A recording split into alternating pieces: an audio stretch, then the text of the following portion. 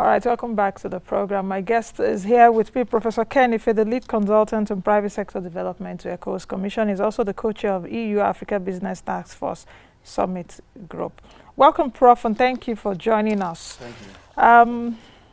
You know, it seems, I think this is the second time Nigerians are beating their drums that our own Dr. Ngozi Okonjo-Iweala is now the DG, you know. I think the first time it was about a few weeks ago, like 2-3 weeks ago, it was on all social media platforms that, oh, she's now the DG. Meanwhile, she was one of the finalists, 2 finalists, Dr. Okonjo-Iweala and her South Korean counterpart. Just a few days ago, too, was it not on Wednesday? Also, Nigerians also went to this, oh, she has become the DG and all of that. Can you just quickly explain the process, you know, by which the appointment of the WTO DG comes, you know, from the process to the final, so that people can understand this thing, not when you just see something, you just retweet or you say she is. We need to understand the processes and perhaps the language to use. Yeah, there is an iterative process prescribed by the rules, the WTO rules. And it's a 3-stage process which culminated in, you know, initially you had lots of people contending, and then they whittled down to 2. And just a few days ago was the 3rd of that series, where they have now, Okonjo-Iweala got to 3rd of majority. And normally, that is where the case should have rested. All that would have done was just for them to now say, all right, you know, she's the favorite candidate. She has by far the biggest vote. We now adopt her as a consensus candidate. And then it now moves to, you know, they can then announce it that. But the strange thing that happened was that, you know, reminiscent of what happened in Africa Development Bank, again, you know, we had America, Trump's America. Why did you make that difference? Trump's America. But they're entitled to feel the way they felt. But the thing is, it raises a fundamental, in fact, it actually makes it easier, because WTO is an organization formed on multilateralism, which means we want a multilateral approach to increase trade and liberalize trade.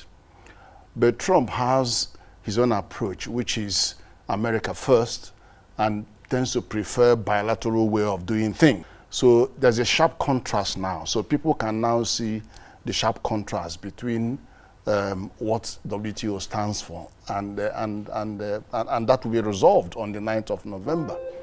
And we hope it gets resolved in the right direction.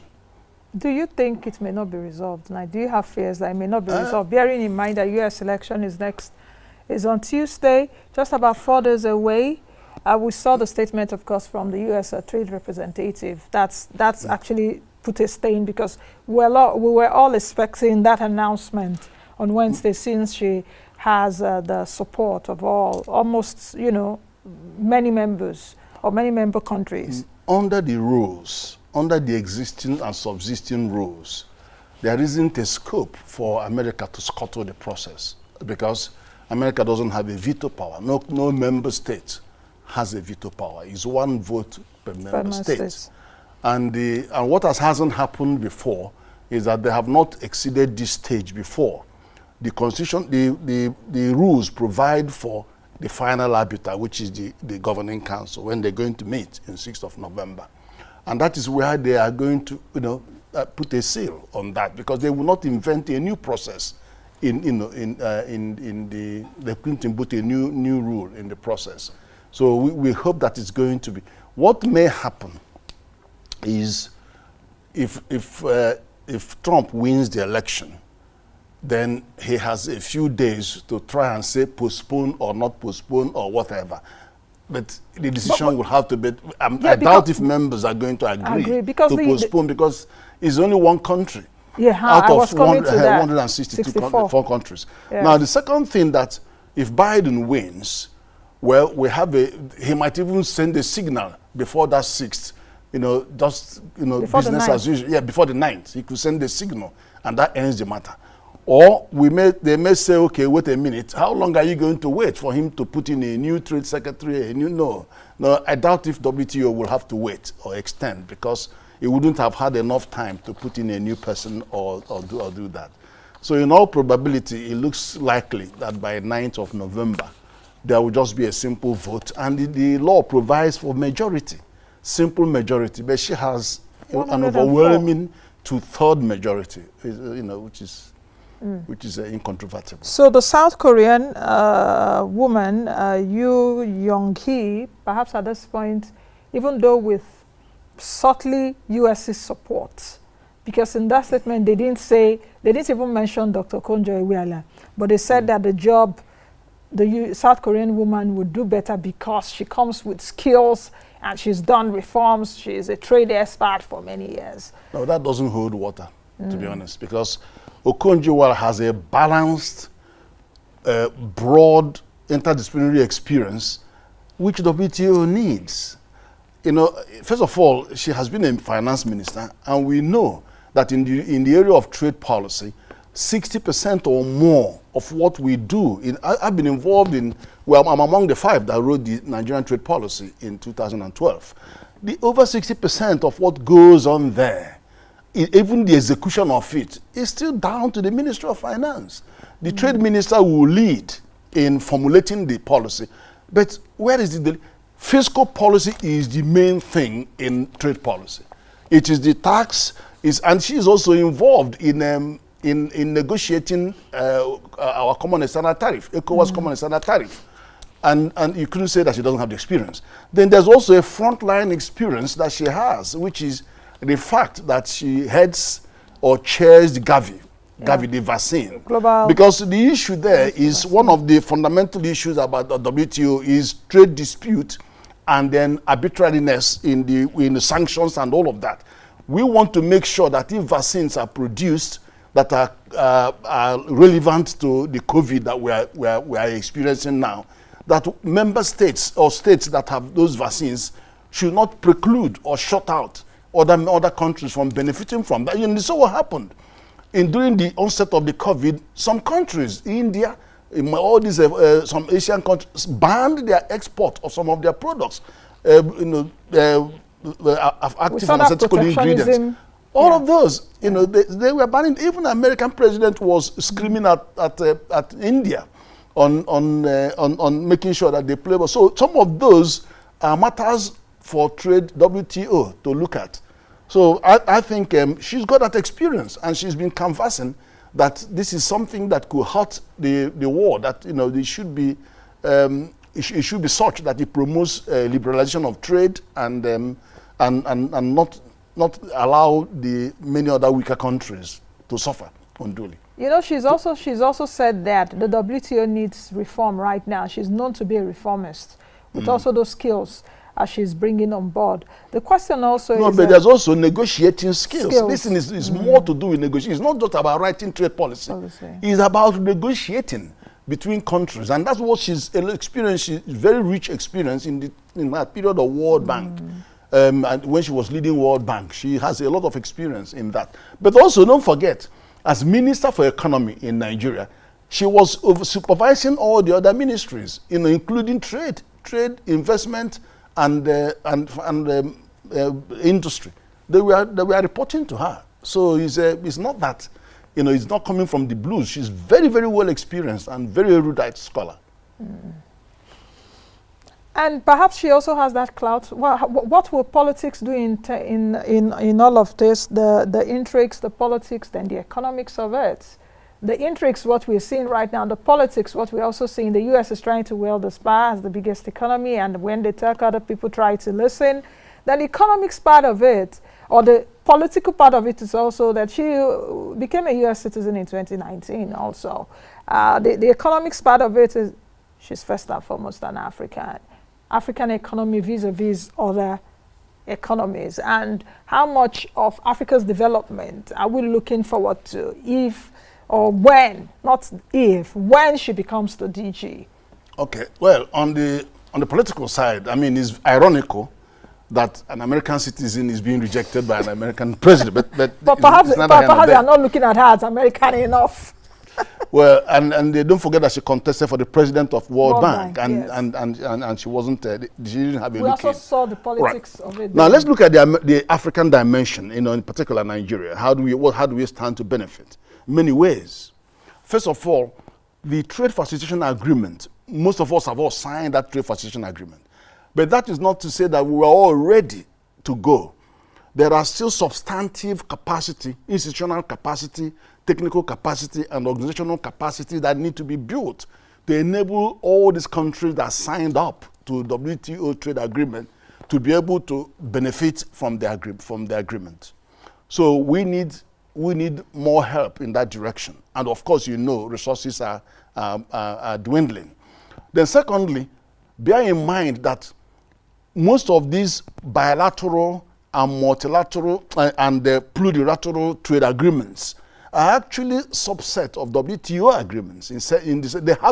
They will not be allowed to run into conflict with the World Trade Agreement. For example, America AGOA, which has allowed African countries to bring in, without duty, without quota, over 6,500 items.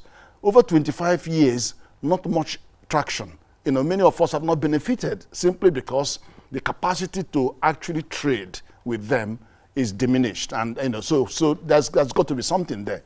Then you look at the likes of economic partnership agreement because that's where trade issues are going to come. You look at that economic partnership agreement, you find that that's from Europe, from EU. Yeah, you find that EU, Nigeria didn't sign. Yes, of that all has that. been a long time. That's true. It hasn't signed, and they had reasons not to sign. And part of the reason is really what happens, although the industries, all the macroeconomic modeling were showing that we were going to be worse off in terms of industrial development.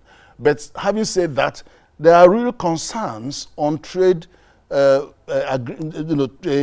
trade dispute resolution mechanism within the agreement. Because what it says is, if you have costs to embark on trade countermeasures, or in fact, you have to take your complaint to the committee. And that committee, you are just one out of 15 countries. And then you've got the European counterparts in the meeting. So why the measure is the violation and infractions that are hurting your economy, you have to wait until you get a decision that supports the trade defense mechanism you want to invoke. And so Nigeria wasn't happy with that. And then, it's something that you have to look into. There are also other issues like cumulation that can only be allowed at intra-regional level, but not, that is on rule of origin, but not on inter. So now that we have moved into collapsing into a regional Africa free trade area, that issue would have to be reviewed again anyway. But having said that, the major thing that all of us are going to be looking forward to is this. In many of the agreements, we have been focusing on goods, trading goods. How about services? We need to do more on trading services because there's education. We are playing in ICT, in creative and cultural industries, in health. There's a technology part of every sector now. Absolutely. Health tech, agri-tech. Yeah, and then even in transportation services, aviation services, maritime services, cabotage. And there are many things where we need to have more traction in those areas. So she's going to come out handy in helping us to get into that. And that negotiation also has to take place in Africa. In Africa, continental free trade area. The service side, the modes and all that, they have to also come into all that. And being there will give a helping hand to, to our African brothers as we try to deliver on that. But, okay, Prof, just hold on a bit. Do you also see that she may be caught in the middle of, okay, I'm an African, I'm a Nigerian, caught in the politics of it, that some of my actions may be taken, the other way around, that I'm an African or I'm a Nigerian. No. So she has to be, not she has to be fair. No. WTO is not run like many other institutions. It's run by consensus. So you can put things on the table it still has to go by consensus. In the end of the, even when we are doing the trade facilitation agreement, I was taking part in when we were getting the text, we were all making contribution, analyzing, sitting with officers and to do that. But you send it in, eventually it has to come by consensus. So that is one different type of organization So nobody will accuse her for doing anything. It's not like a unilateral decision, do this change. No, it doesn't work like that. It still has to go. But the thing is that for your voice to be heard is a very important issue. But I tell you two things around what we have just discussed. In services, intellectual property right protection is very critical in services. Because if you see Donald Trump attacking China, intellectual property rights is at the heart of it. Yeah. Where he says that $300 billion is lost every year from the violation of their intellectual property of American businesses. And then, of course, the stealing of their trade secrets. So that is a very key aspect. Of course, he has more. He has more issues in his hand, which is trade deficit. I don't know how much WTO can do on trade deficit, but the third one, which is security, and America has the widest definition of national security than any country in the world, because they see national security in terms of economic security, environmental security, health security, agricultural security, food security. It sees all that in relation to all of that. So when they picked on Huawei with their technology, they are saying, look, the intelligence community in US have been advising subsequent American presidents that there is a collusion between, they haven't proved it, but there's a collusion between Huawei and China government that confers espionage advantage over America. So for that reason, that they won't take it, they just have to fight. And then, don't want their technology because they believe they don't even have the technology to be able to validate that technology. So it's better to keep it away. So what can you do? But these are some of the things that WTO will have to come to terms with. Then the second point is this. The dispute resolution mechanism, America says, the WTO dispute resolution mechanism, America says is very slow. And I think it's true. Because, when countries complain and then they lodge their complaint, the process is not swift enough. It takes years. And meanwhile, if a country is hurting, then what they now have to do is what Donald Trump did to revert to their legislation and then invoke those safeguard measures. But why is this so? Because that's why a lot of people have been saying that the WTO has no teeth anymore. That is not relevant anymore, especially with the rise in China. And I want you to also answer to that. The WTO's role in international trade anymore is of no significance for the 25-year-old body, if it's still relevant, because we've seen, the WTO coming, it's a bit, or trade, international trade now being a bit politicized. Trump brought in that isolationist posture to it. And you're also seeing the likes of the kinds of policies that Trump is putting in the US with other countries too. You also have like a Trump in Italy now. You have like a Trump in some other countries right now. So you're seeing that. So how do you think that the WTO will be able to navigate that? No, WTO stands for expanding global trade. And for you to do that, you have to stop countries or try to discourage countries from having arbitrariness in their trade relationship.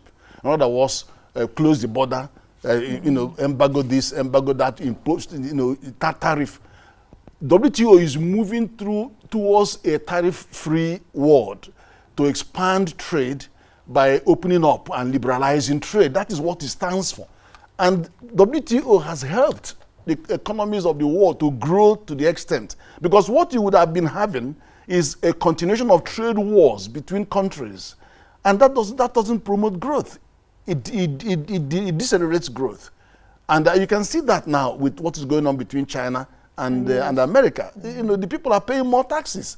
The average tax being paid by household is above $800 or something like that. So it's resulting in higher tax in the end of the day for the households. So nobody wants that. So the only way, but the thing is, what I agree with you is that the consensus approach is what drags the whole matter.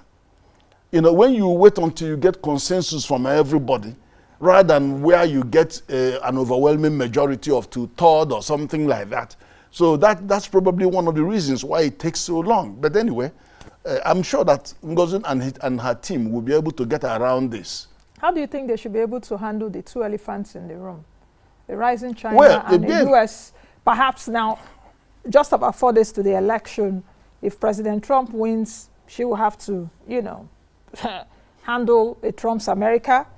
If Biden wins, VP Biden also. So how do you think that the WTO with Okonjo-Iweala's leadership, perhaps because of our analysis and the Governing Council meeting on November 9, consensus and all, how do you think she will be able to handle the two elephants in the room?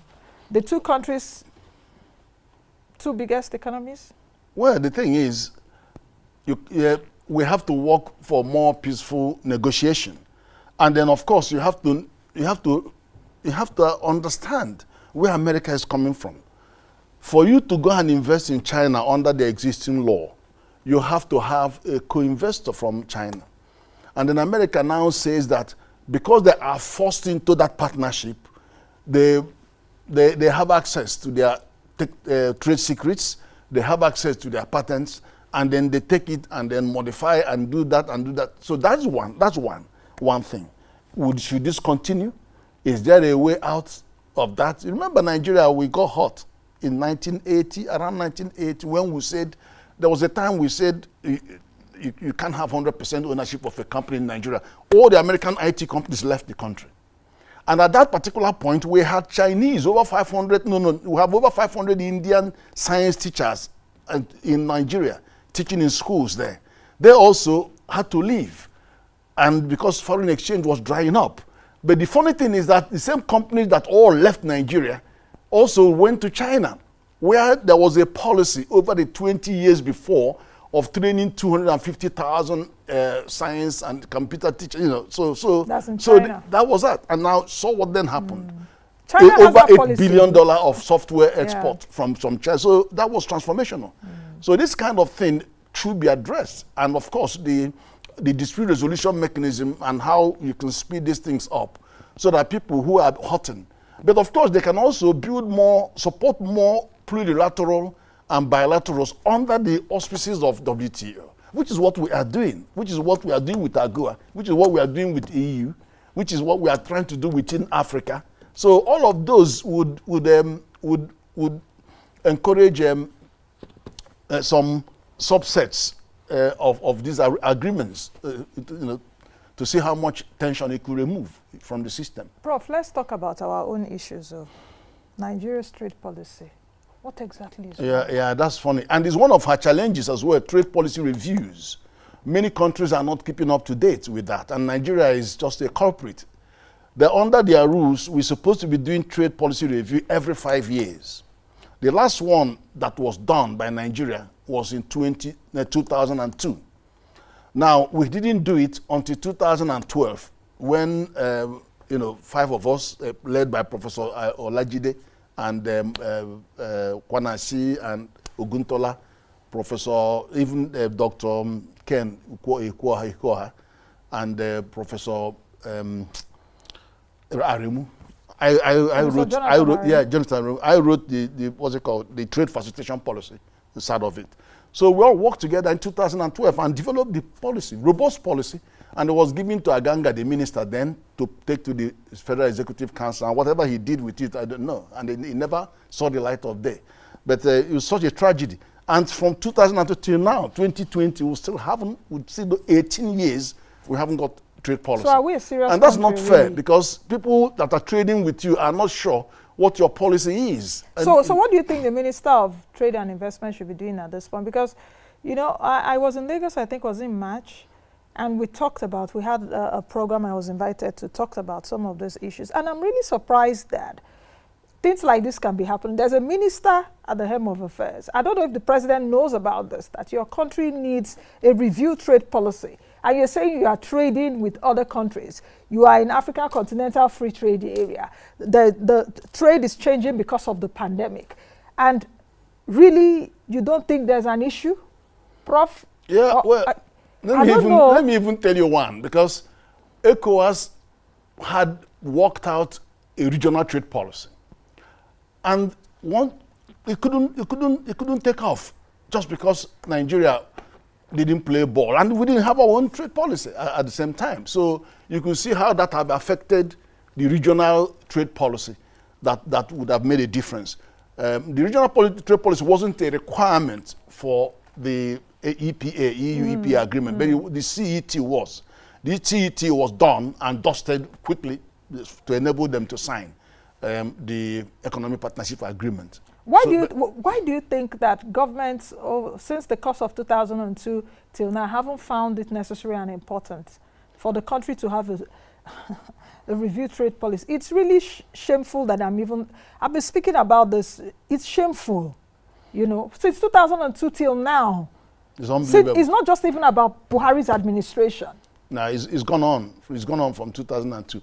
But the thing is, of course, there are other things that are in that conduit. For example, the implementation of national single window and implementation of regional single window.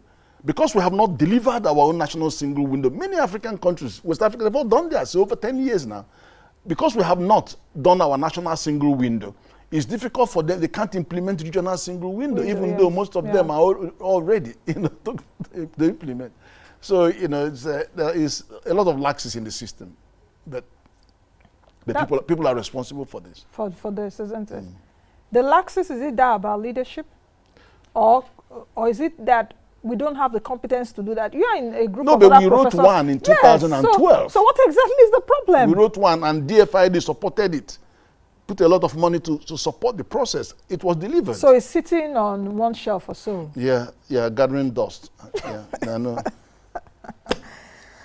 I think there's a proverb in my place that says, let me say the way this, what I'm just, that's, you know, it's like, bad news, you'll be laughing about it. And it's not a laughing matter. We are saying, okay, let's push our own Okonjo-Iweala, let's push our own Okonjo-Iweala as the WTO DG. Yet our country, we don't have a trade policy. Are we a serious country?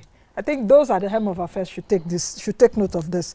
Anyway, moving ahead, Prof, if you take a look at how the pandemic has changed trade, because the pandemic has indeed changed trade. You talked about it, of course, in the heat of the lockdown, we saw what happened. India, Bangladesh, all those big manufacturing companies, even China hoarded its own at a bit, but now started producing for the rest of the world, even face mask and all of that. Yes. How do you see, or to what extent has the pandemic changed trade? And how should Nigeria position itself? I don't know if I should bring Nigeria into all of this, because Nigeria is not even positioned now to take advantage of it. Are we? We are actually why.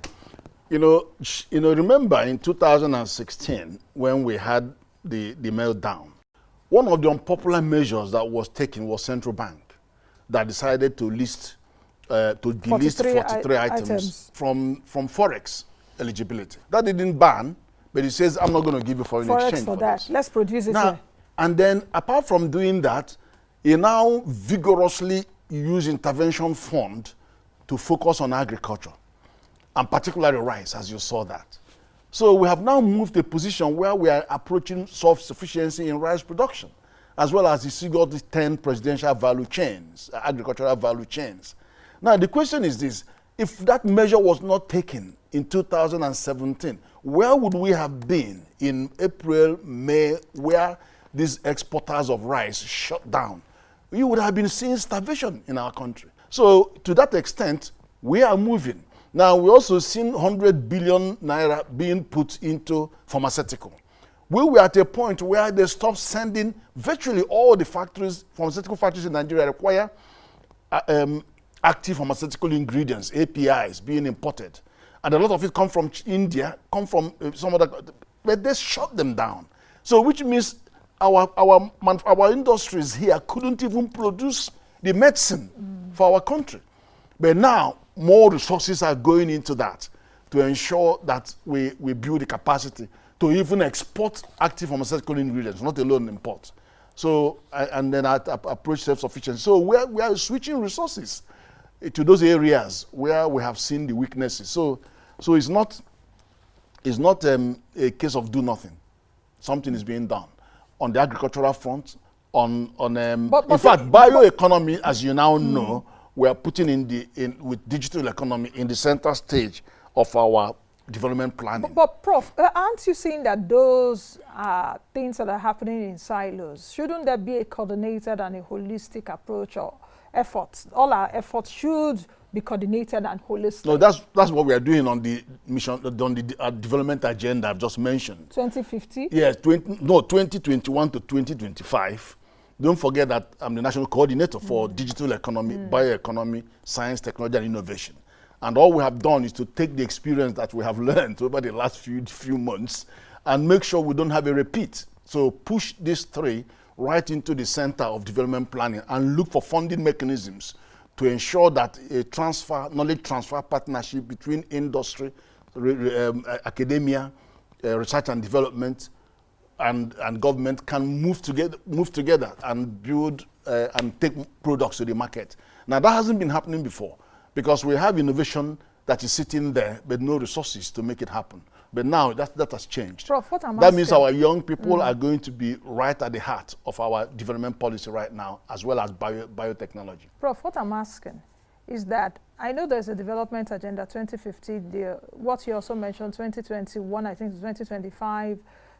What I'm asking specifically is that apart even from the development agenda, are we seeing that holistic and coordinated efforts or inputs from even other ministries? Yeah. We just talked about we don't have an active trade policy. So what can you do without that? Because whatever you want to do, let's say the trade policy can inhibit one or two things that you may have achieved. There's an after continent. That's what I'm saying. Okay, so I'll deal with that. Yeah, so it's not about silos. It's not about who is doing this. The Ministry of Finance, Budget and National Planning is driving this process of bioeconomy by bringing together all the agencies involved: agriculture, science and technology, bioenergy, that's NNPC, the environment people, and then biopharmaceutical, biomedical, bringing them all together so that you have governance, you have policy alignments, you have coordination, and that is different. They've been operating in silos up until now. They've all been operating in silos, and without the fund and the mechanism to have knowledge transfer partnership involving private sector. And that's what happens. That's what is affecting our education system as well, the quality of graduates being produced. All that is changing in this new arrangement, in this new dispensation. As we'll come to the end of the program, as we also come closer to November 9th, what should we expect? Especially for Dr. Ngozi Okonjo-Iweala. I don't expect any surprises, to be honest, because she's the best candidate. She has the most votes. She's the most experienced. And she has everything going for her. She represents the definition of WTO, which is multilateralism. Unfortunately, Donald Trump, which is himself, has his own agenda, which is based on a bilateral relationship between, I mean, it's a superpower, we all know that, but life has to go on. We're talking about the whole world. It's 164 countries, or 8 countries, I think. So 164. So life has to go on. Okay, what will be the implication if President Trump wins the U.S. election on Tuesday? Not for WTO, perhaps for Nigeria. If he wins the election? Yes, if he wins the election. First of all, he's not going to stop. His winning the election will not stop Ngozi Okonjo-Iweala from becoming the WTO DG. All right? So he's not going to stop that. Just as he didn't stop Africa Development Bank from doing what needs to be done and then putting our man there. But what we know is that Africa will have a huge sigh of relief when this lady goes into that. I mean, you could see that South Africa even recognizes her. She's a force. Part of the she is a force for good. For Economic Global Advisory Council. Yeah, absolutely. She represents the best that Africa can aspire to, and she's going to get a chance. Unfortunately, if Trump doesn't find it comfortable, I'm sorry. Okay. You can't change the rules. Finally, what does this also say for Nigerians moving forward? You know, she exemplifies that excellence. It's a matter of pride. It's a matter of pride for Nigerians. I mean, we have people, trailblazers. We have Chief Emeka Anyoko at the Commonwealth. We've had her as World Bank. We have addition in the ADF. It's really good for this country that we are producing stars that are of international standards and pedigree that are doing us proud. So we'll keep dancing to that music. and hope that many more people will learn from this, and will be inspired by this. Inspired. And the country should give us like a level playing field whereby other people can also come up the processes. Yeah, and we have to congratulate, we have to thank the Mr. President. Yeah. Mr. President and the Minister of Finance and the Minister for Foreign Affairs for the way they have fought to put this woman there. Okay. And then also the way they have also supported addition as well. So it's really good for us to have a president that, you know, throws his weight behind it. Okay. I think we'll leave it at that. Thank you very much, Prof, for joining us. My pleasure. All right, I've been speaking with Professor Ken IFE, who is the lead consultant on private sector development to the ECOWAS Commission. You've also heard from him that Prof is part of the people developing, is it the Development Agenda yes. 2050? So anything that happens, Prof, you and your people. All right, that's the much we can take. Have a happy weekend, everyone. I am Nancy Naji. Be the best you can be and be that change you want to see by now. Thank you for watching our video. Please hit the subscribe button below, turn on post notification to follow all our updates.